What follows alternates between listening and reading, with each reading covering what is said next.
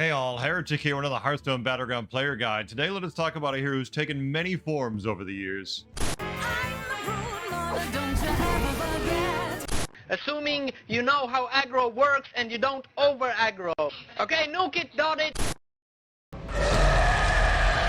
Yep, today let's talk about Onyxia. Let's talk about them and the minions they use and how we can make this hero work. First, let's talk about their hero power, Broodmother. This costs 0 gold and reads passive, Avenge 4, summon a 3/1 whelp. It attacks immediately. So as your combats are going through, after 4 minions die, a 3/1 will spawn, attack a random minion. That does count as a minion dying, so now you only need to have 3 more minions die until you get your next one. And it's a pretty good cycle that keeps feeding itself, which definitely makes Onyxia favor certain minions over another. But it's just a good power overall throughout the game, giving you a little extra value to help you win those combats. And oftentimes, a random last-minute minion that flies out of nowhere that's a tiebreaker. What? Now, when tiering with Onyxia, I usually will tier Fast Basic or 3-on-3 when given that option.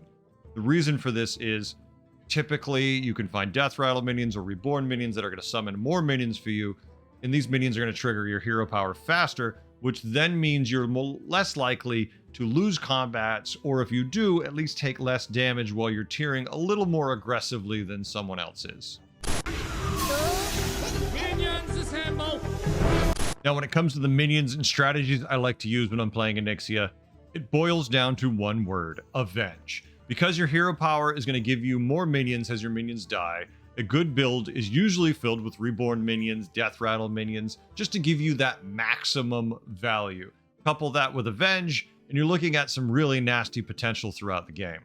So first rule of thumb is basically in the early game, if it's got Death Rattle, it's got Reborn, you probably want it. There's instances where you don't, but that's going to be lobby and board specific. You want these minions so they can help fuel your Avenge minions you're going to be digging for. And let's look at some of those to see what we can get for value.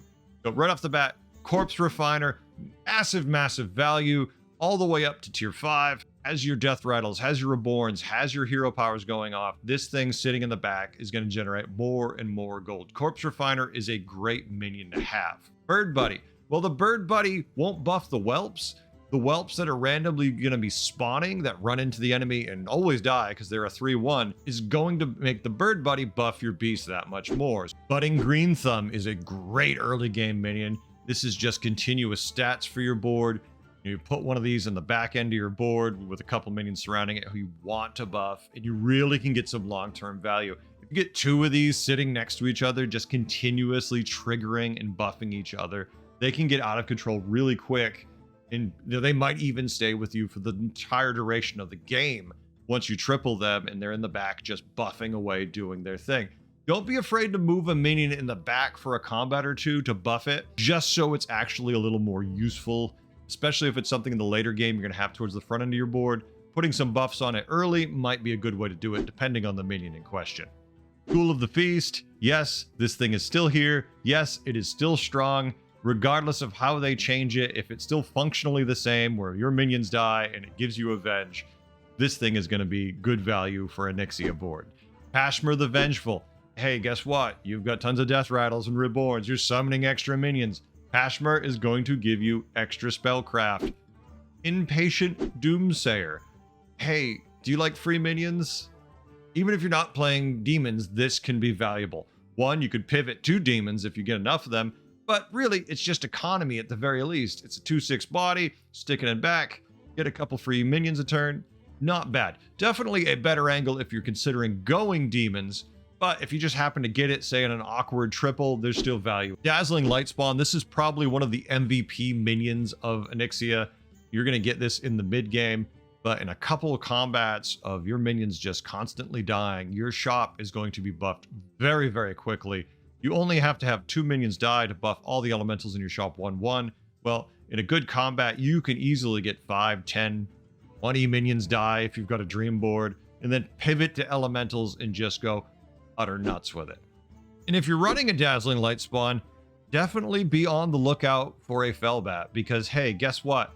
You've been feeding your Lightspawn for a little while. Your elementals are huge in the shop, but your demons can eat those elementals every turn to grow that much faster. So once you've got a board full of demons, if you've buffed those elementals, say 20, 30, these things are going to be ridiculously big. Your demons are just going to grow out of control quickly as they eat those elementals who've been buffed for a long time.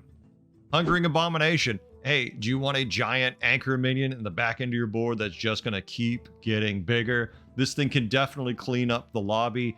After all those pesky Leroys and Manton Queens are out of the way, this thing just kind of pops out of the back and destroys whatever's left, typically. But hey, let's not forget about Fell Stomper. Fell Stomper is good on a normal board, but now with your hero power kicking out extra minions, depending where you are in the game when you find it, if you don't have any true direction, if you're still just summoning tons of minions, Fell Stomper can help carry you to the end of the game.